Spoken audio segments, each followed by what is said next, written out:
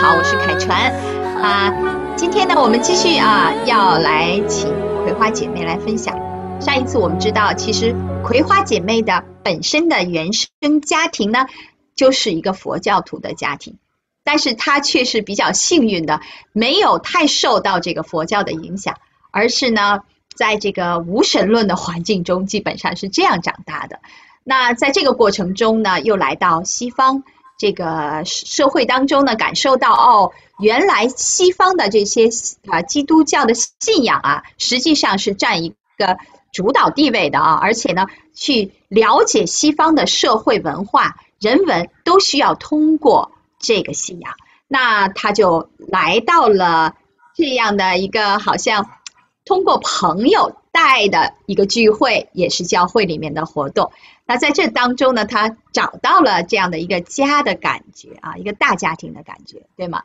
但是在这样一个环境当中，他只是体会到了热闹，体会到了开心，然后大家一起可以有一些吃的，有一些物质上的帮助，或者是学习上的交流等等，但没有真正的触及到真正的信仰的核心那今天我们就是要请葵花你来谈一谈你是怎么样开始真正的来接触到这个圣经神的话和信仰的核心部分呢？是什么样的事情可以引导你走到这一步的？好的，谢谢凯传姐妹给我这个机会。那我其实刚才我也是说到，就是我原来以为我自己比较柔和顺服，但后面我说我看我走过来的路，感觉自己很顽梗悖逆。那我在2006年夏季的这个福音营，在刘志雄牧师的这个布道会上决志了以后呢，我就把这事给又放在一边了，继续这个属世的生活该怎样怎样。那我06年的时候，我其实心里还是蛮痛苦的，我也觉得我很想融入到社会，所以呢，我就决定要找工作。那我真的非常感谢神的恩典，就在06年的10月份，他赐给了我在加拿大的第一份工作，也是我一直做到现在唯一的一份工作。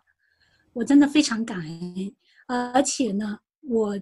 工作以后，我的师父就是一位虔诚的基督徒，他在那个圣诞节的时候就把我带到那个教会去，参加圣诞晚会什么，我真的是很感恩。但即使是这样，神给了我这么多的恩典，我其实也没有特别的在意。当时我是很感动，很感恩，哎呀，感谢主，就觉得好像，那时候自己都不怎么会祷告，就是心里面的一些默默的那个。我觉得在我工作这个事情上，我应该是祷告过，只是呢，当时也不知道怎么祷告，就是按照自己的想法祷告。所以在最初的时候，我也是非常的感恩，但很快就把神放到一边，就一心扑在工作上了。因为确实，在这里开始第一份工作，作为新移民，重新回到自己的技术行当，还是蛮大压力的，所以就是又一次的跑开了。那这样的话，一直到2010年的时候，我的生命里面又经历了非常痛苦的时期，我就觉得自己没法承受了。但是这个时候，我非常的感恩，感谢神，让我做了一个很明智的选择。因为通过06年到10年这4年的时间，我也经历了蛮多的，也去过不同的教会，但是最后呢，各种原因我又回到圣道堂。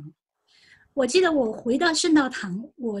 第一次回去做礼拜，我非常痛苦，我一个人坐在最后一排。然后呢，当那个，因为我们圣道堂是有诗班，当诗班的那个献诗那个歌声圣诗响起的时候，我的眼泪就一直没有停止过，就一直在那不停的流泪。这样做完礼拜以后，我就主动去找牧者，我说我要受洗。我觉得这是我人生可能做的非常明智的、非常有智慧的一个事情吧。我就去要求受洗。但是呢，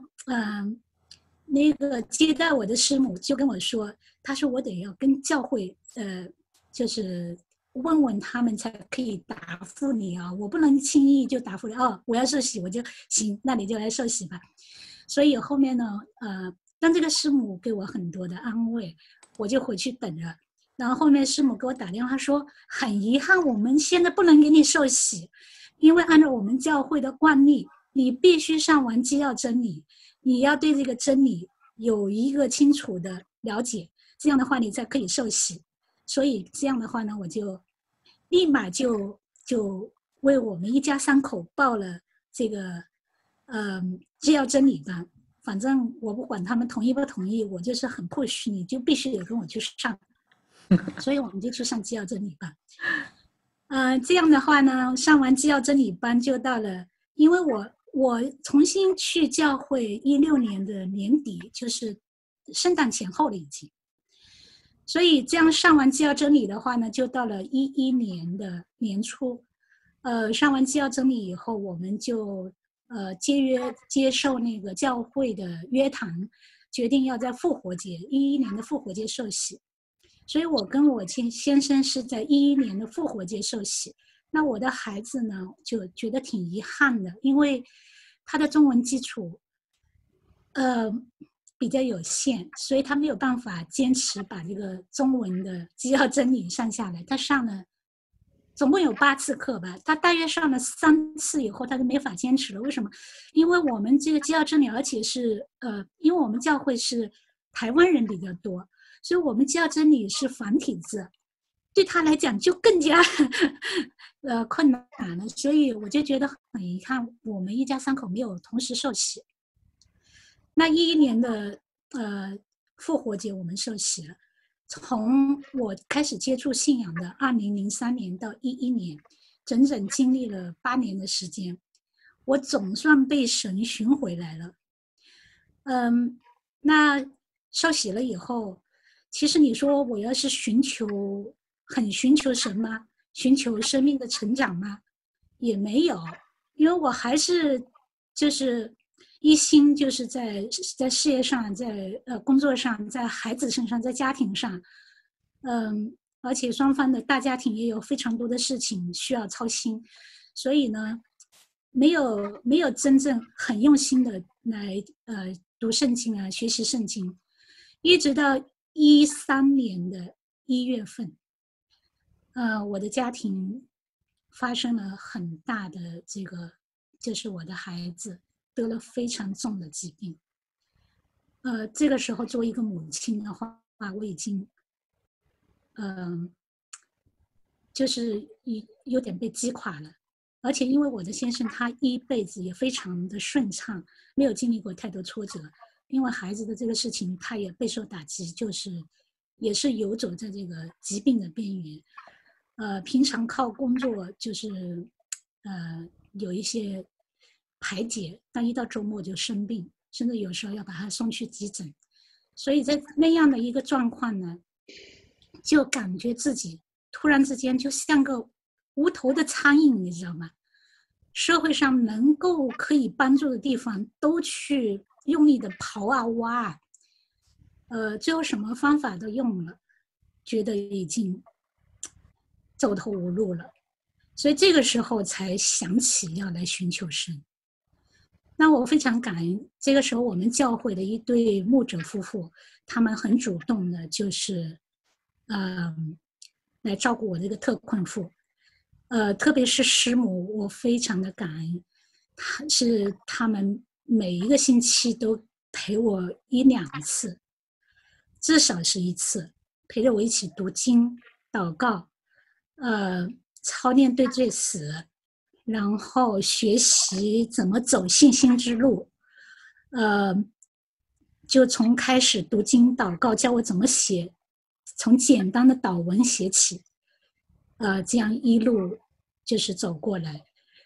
那这2年的话，我真的非常非常的感恩，他扶持我走上了这个信心之旅。这2年对我来讲是人生最大的一个煎熬。我回头看的话，我觉得如果没有信仰，没有师母的陪伴，我不知道我是怎么熬过来的。那因为孩子对于母亲来讲，对于父母来讲，对于一个家庭来讲，都是非常看重的，特别是都是独生子女，所以这个事情对整个家庭的冲击非常的大。那我觉得神的安排真是非常的奇妙。后面因为种种原因呢，我们教会这个牧者他们就不太方便再继续服侍我们了。那在2014年的12月份，我跟我的先生一起去参加那个夫妻营，因为面对这种家庭很大的冲击，家庭关系、夫妻关系各方面都变得非常的脆弱，微微可及的这种状态，所以在这个时候，我也是在教牧同工啊，在教的牧者的帮助下，就是这个还有，特别是我们教会很多这个很热心信主、灵命也很成熟的兄弟姐妹，他们就把我们带到这个夫妻营。那我是在第2期晋升夫妻营的时候，就认识了田师母，就是田牧师和田师母他们。所以我觉得神的安排真的是非常奇妙，就是这样一个很顺畅的过程，神就把田牧师夫妇带到我们身边，然后在这个夫妻营里面还把我们结成对子，然后呢，田牧师夫妇他们就继续的来牧养我们。所以从14年的12月份到现在，都5年多又过去了。我真的非常的感恩，因为田牧师最开始的时候，我们都是一起，就是我们每一个星期都会有一次的，就是相互的代祷告，通过网络，因为我们一直其实都不在同一座城市，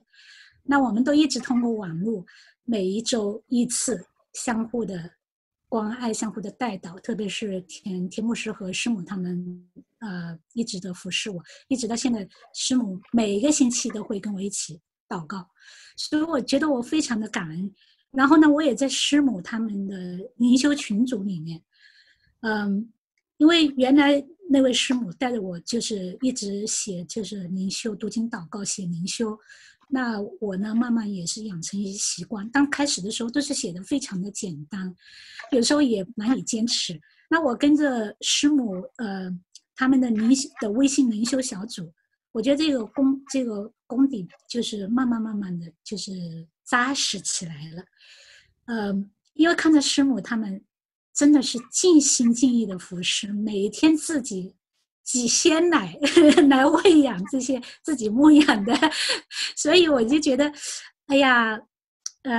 不仅看他们的，我自己也有感动，要稍微写一点点记录自己的感动。所以这些年来，我觉得我就是基本上养成一个固定灵修的习惯，每天都会读一些经节，然后呢，